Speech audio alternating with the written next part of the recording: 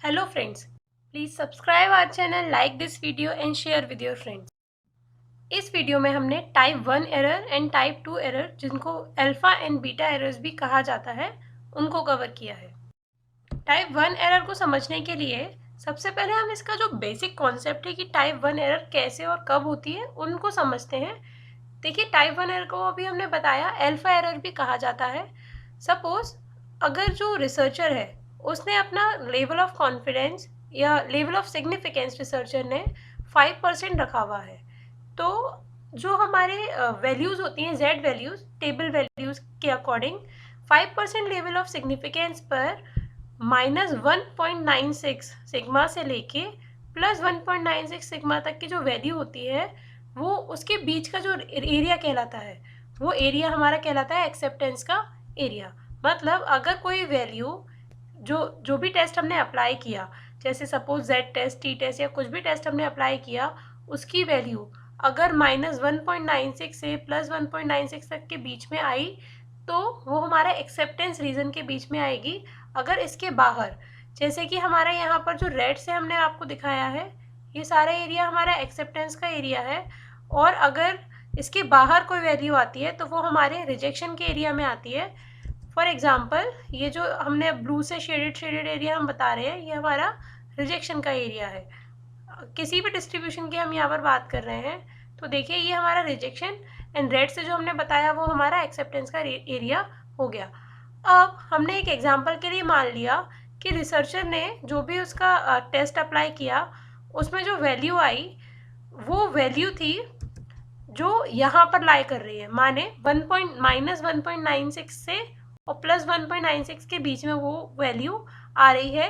या यहाँ पर यह भी हो सकता है कि जो वैल्यू हम बता रहे हैं वो यहाँ पर कहीं पर भी लाई कर सकती है। देखिए, अगर इसको हमने ज़ीरो, बेसिकली ज़ीरो ही होता है, और इससे इधर 1 2 ऐसे ऐसे करके वो वैल्यूज़ चलती जाती हैं, तो यहाँ पर कहीं पर यहाँ 1 आ रहा होगा, यहाँ पर 1 आ रहा होगा, और उसके आगे यहाँ 1.96 जो है सिग्मा वैल्यू आ रही है। ये जो रेड लाइन्स हमने दिखाई हैं बड़ी वाली, ये -1.96 वैल्यू आ रही है, और यहाँ +1.96 वैल्यू आ रही है। तो कोई भी वैल्यू जो 1 से बड़ी है और 1.96 से छोटी है, वो यहाँ लाई कर रही है। या फिर सपोज ये माइनस में आ रही है तो लेफ्ट में लाई करेगी, अगर वो प्लस में आ रही है तो यहाँ लाई भी कर सकती है। तो अगर रिसर्चर ने यहाँ पर वो 5% लेवल ऑफ सिग्निफिकेंस से उसे टेस्ट करना है, जब वो टेस्ट कर रहा है 5% लेवल ऑफ सिग्निफिकेंस से, तो बीच वाला एरिया उसका एक्सेप्टेंस का एरिया हो गया।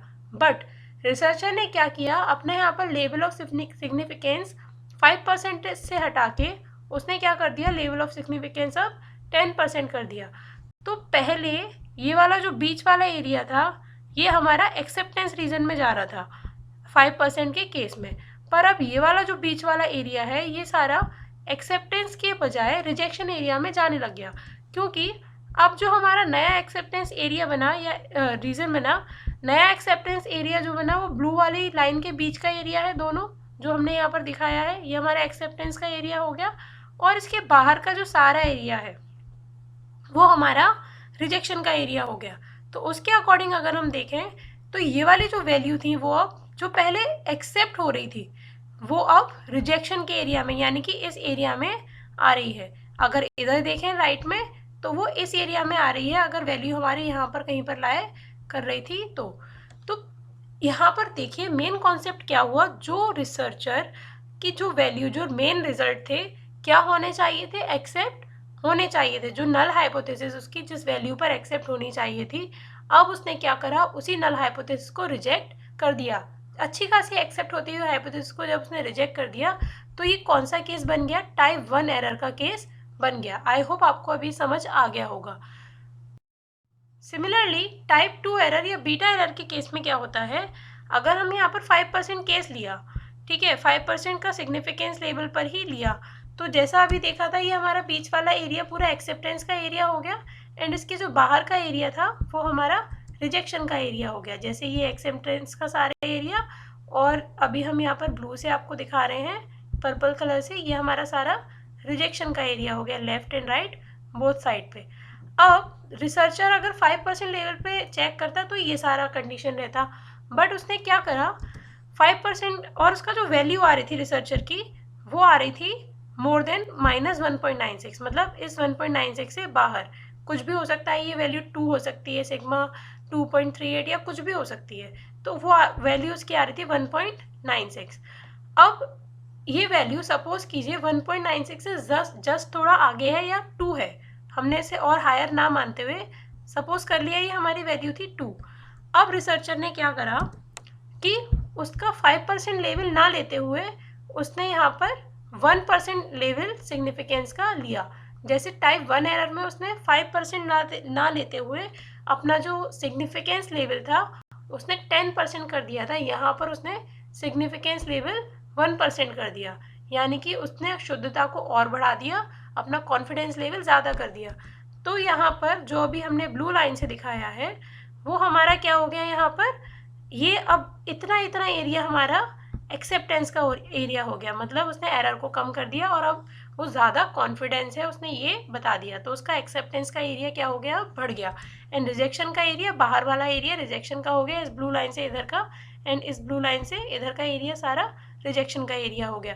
तो ये वाली वैल्यू सपोज जो 2 वैल्यू थी वो जब पहले आ रही थी कहाँ पर, हमारे एक्सेप्टेंस रीजन में, पहले हमारे वो रिजेक्शन रीजन में आ रही थी। देखिए हमने बताया था इसके बाहर का एरिया सारा रिजेक्शन का था, तो पहले जहाँ वो वैल्यू रिजेक्शन के एरिया में आ रही थी, अब क्या हुआ, हमने वहाँ पर जब कॉन्फिडेंस उसका बढ़ा दिया तो वैल्यू हमारी कहाँ पर आ गई, एक्सेप्टेंस के रीजन में आ गई, अगर हम 1% पर उसे चेक कर रहे हैं तो यहाँ पर क्या हुआ, उसने जो हाइपोथेसिस पहले रिजेक्ट हो रही थी उस हाइपोथेसिस को उसने अब क्या कर लिया, एक्सेप्ट कर लिया। तो गलत होती हुई हाइपोथेसिस को जब उसने एक्सेप्ट कर लिया तो वो हमारी क्या कहलाएगी, टाइप 2 एरर कहलाएगी। अब देखिए अभी टाइप 1 एरर में जो हमने आपको बताया था यहाँ 1.68 करके कुछ वैल्यू आ रही थी, वो वैल्यू थी हमारी 10% सिग्निफिकेंस लेवल पर, जो कि हमें टेबल वैल्यू से मिलती है। और यहाँ पर जब हमने 1% लेवल ऑफ सिग्निफिकेंस लिया तो ये जो वैल्यूज हमारी दोनों आ रही हैं 2.58, वो 1% लेवल ऑफ सिग्निफिकेंस पर सिग्मा वैल्यूज हैं, एंड ये 1.96 एंड प्लस 1.96 ये हमारी 5% लेवल ऑफ सिग्निफिकेंस पर सिग्मा वैल्यू है। अगर आपको level of confidence, level of significance से रिलेटेड वीडियो देखना है तो उसका लिंक आपको यहाँ पर मिल जाएगा, जिससे कि आपको थोड़ा हेल्प मिल जाएगा कि ये वैल्यू सारी क्या होती हैं। चलिए आई होप आपको टाइप 2 एरर भी समझ में आ गया होगा। नेक्स्ट देखते हैं। देखिए टाइप 2 एंड टाइप 1 एरर को समझने के लिए हम एक और तरीका यूज़ कर सकते हैं। अब यहाँ पर जो हमने किया कि नल हाइपोथेसिस के बारे में जो ट्रुथ है, जो सत्य बात है, वो यहाँ पर इस टेबल के कॉलम में मिल जाएगा, एंड जो डिसीजन लिया रिसर्चर ने वो हमारे को यहाँ पर मिल रहा है। तो सपोज कीजिए कोई रिसर्चर ने जब जो नल हाइपोथेसिस थी वो ट्रू थी, मतलब वो कह रहे थे there is no significance difference among 2 variable, या जो भी है 2 वेरिएबल्स के बीच में कोई सिग्निफिकेंट डिफरेंस नहीं है। ये रिसर्चर, ये जो है ट्रू हाइपोथेसिस थी। अब रिसर्चर ने क्या किया, रिसर्चर ने अपना ऐसा ही कुछ कॉन्फिडेंस लेवल लिया जिससे कि जो उसकी हाइपोथेसिस थी इस केस में वो क्या रही, ट्रू ही रही, यानी कि वो कह रहा है there is no significant difference, माने उसकी जो नल हाइपोथेसिस थी वो क्या हो गई, एक्सेप्ट हो गई। तो यहाँ पर कोई जो है डिसीजन उसका करेक्ट है और यहाँ पर कोई एरर की चांसेस नहीं है। दूसरा केस, अगर उसकी नल हाइपोथेसिस फॉल्स थी, मतलब वो कह रहे हैं there is a significance difference among 2 variables, 2 variables के बीच में कोई सिग्निफिकेंट डिफरेंस है, ये तो उसकी नल हाइपोथेसिस है। अब रिसर्चर ने जो टेस्ट आया उसी के अकॉर्डिंग उसको रिजेक्ट कर दिया कि हाँ यहाँ पर कोई ना कोई इन दोनों के बीच में डिफरेंस है और हमारी नल हाइपोथेसिस जो है वो रिजेक्ट होती है। तो क्या हुआ, ये भी हमारा जो है वो करेक्ट रिजेक्शन रहा। पहले करेक्ट डिसीजन था, मतलब करेक्ट एक्सेप्टेंस हो रही थी, अब करेक्ट रिजेक्शन हो रहा है, तो यहाँ पर भी कोई एरर की संभावना नहीं है। पर अगर ऐसा होता कि जो हाइपोथेसिस थी वो क्या होती है, एक्चुअल में हमारी ट्रू होती, मतलब वो हाइपोथेसिस ट्रू होने लायक थी, पर रिसर्चर ने क्या करा, ट्रू होती हुई हाइपोथेसिस को उसने रिजेक्ट कर दिया।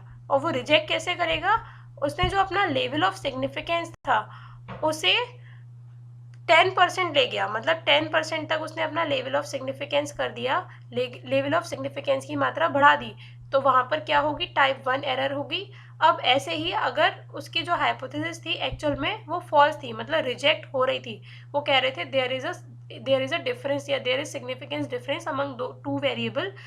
और रिसर्चर ने क्या करा, उस फॉल्स होती हुई हाइपोथेसिस को भी उसने एक्सेप्ट कर लिया, मतलब उसने अपना जो लेवल ऑफ सिग्निफिकेंस था वो कम कर दिया।